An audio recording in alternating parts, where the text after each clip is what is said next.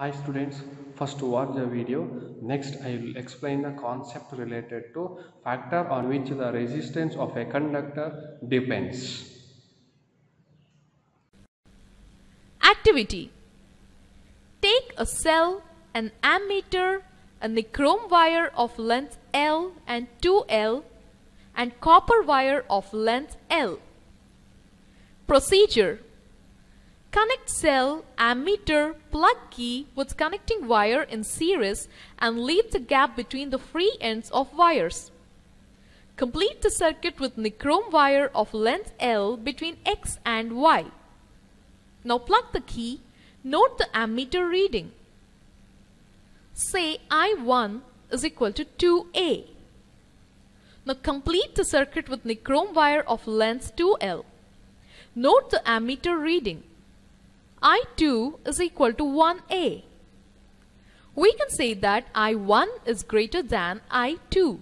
We can say that resistance of the conductor depends on the length. Now complete the circuit with thicker nichrome wire of length L. Observe the ammeter reading. Say I3 is equal to 4A. We can say that resistance depends on area of cross section. Now complete the circuit with copper wire of a length L and same thickness equal to nichrome wire. And observe the ammeter reading. Say I4 is equal to 3A. We can say that I4 is greater than I1. We can say that resistance depends on nature of its material. Thus, resistance of a uniform metallic conductor is directly proportional to its length L and inversely proportional to area of cross section A. From 1 and 2 are proportional to L by A. Therefore, R equal to rho into L by A. Here rho is proportionality constant called electric resistivity of the material of the conductor. The SI unit of resistivity is ohm meter. The metals and alloys have low resistivity in the range of 10 to the power of minus 8 ohm meter to 10 to the power of minus 6 ohm meter. For insulators like rubber and glass have resistivity of the order of 10 to the power of 12 ohm meter to 10 to the power of 17 ohm meter. The alloys don't oxidize or burn readily at high temperatures.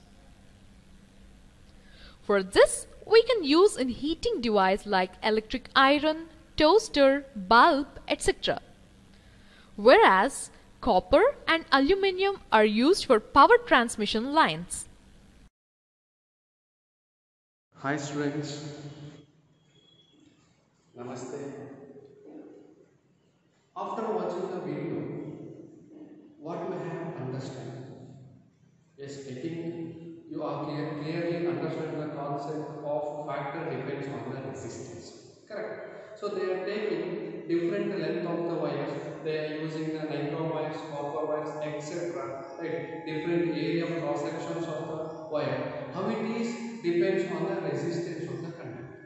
Correct. So you know that in first video, the length of the wire is some L.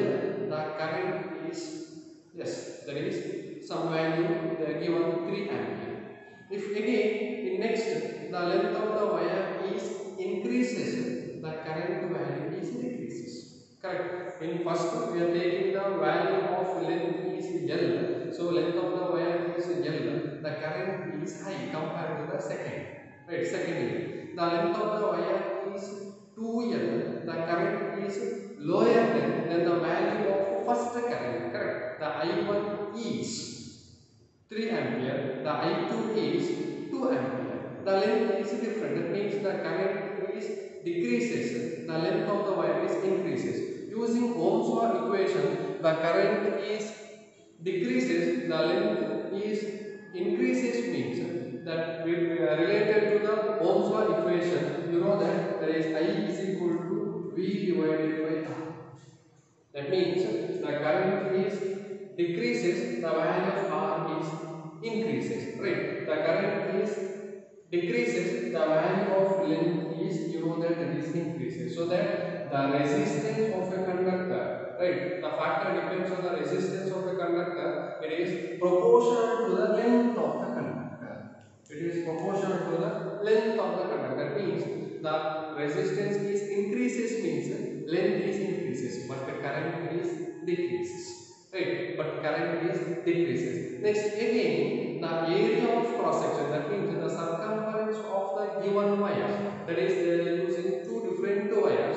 That is, one is nylon wire, another one is copper wire. The area of cross section of two wires is the same, length also the same, but the value of current is changes. The value of current is changes. Right. In third case, the using the nylon wire, the length is L. Correct. The current is, right, the current I is equal to, you will get some value of 4 ampere. Correct. 4 or 5 ampere anyway. Right. Then the length is, you know that the length is same. Length is same. That means L. Correct. Then the area of cross section is there given.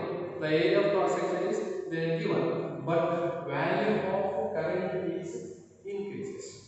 The value of current is increases. That means the value of current after using the higher value of area of cross section, the current value is increases. Right? The current value is increases. That means area of cross section is increases means, right, compared to the first length. The first length area of cross section is, that is very thin compared to the second wire, right, L wire. Correct. So area of cross section is increases.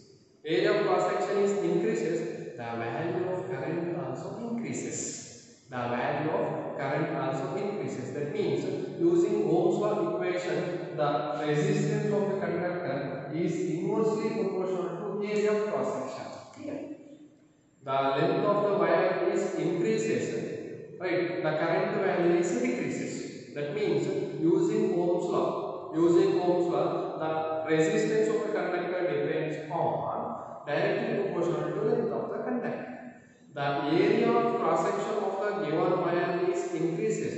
The current also increases. That means the resistance is inversely proportional to the area of cross section. Right, inversely proportional to the area of cross section. So it is the expression for the resistance is directly proportional. It depends on the three different factors.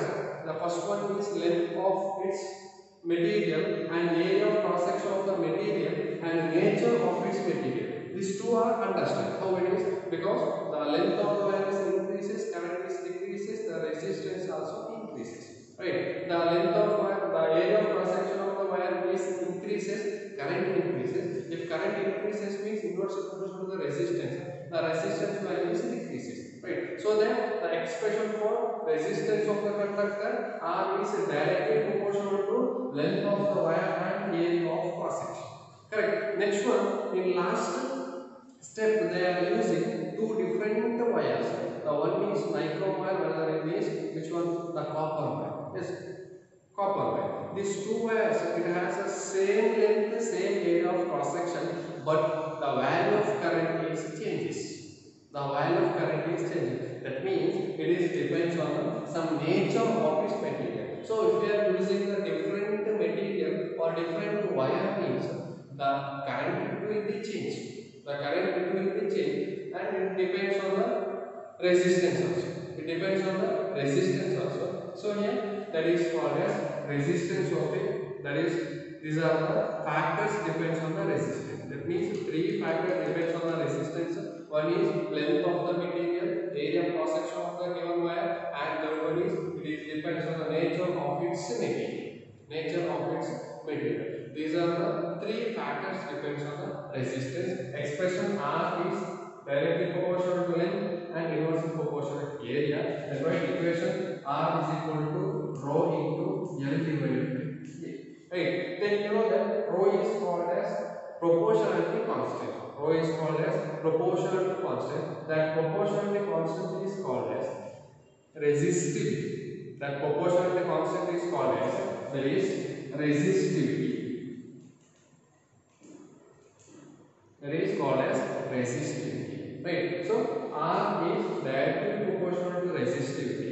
If resistivity of the different material or different wire is different, the given the list of different materials, it has a different resistivity. In the page number 101, please open the textbook and go page number of 101. You will get the different material, that is for conductor, that is for insulator, that is for semiconductors. You will get the different values of the resistivity and conductivity, right? If the conductor, it has less resistivity, low resistivity, and insulator, it has high resistivity, right? It has high resistivity, but you know that insulator, it have very less conductivity. Yes, less conductivity. So these are the concept, depends on the resistance. Okay, depends on the resistance. Next we will discuss, please open the page number 96. There is one problem. So that problem is related to, you know that, open the page number 96. There is one problem. That problem is related to potential difference. Right, potential difference. First read the question. How much work is done in moving a charge of 2 coulomb? The charge in that given question, the charge is 2 coulomb across 2 points having a potential difference is 12 volt. The potential difference is 12 volt. What is the work done? Right. In that chapter we have discussed the expression for work done. The expression is work done is equal to, that means potential difference is equal to work done divided by Q. We have the value of work, potential difference and Q. So then write expression for W is equal to V into Q. Right. You know, it is a simple mathematics. W is equal to V. Q goes to the numerator of the potential difference. Then W is equal to V into Q. Substitute the value V. W is equal to 1 into 2. W is equal to 24. Calculate simple mathematics. It is the answer. Okay, clear, understand? So it is used from using formula of potential difference. Page number, open page number 96. So solve the problem. Okay, thank you.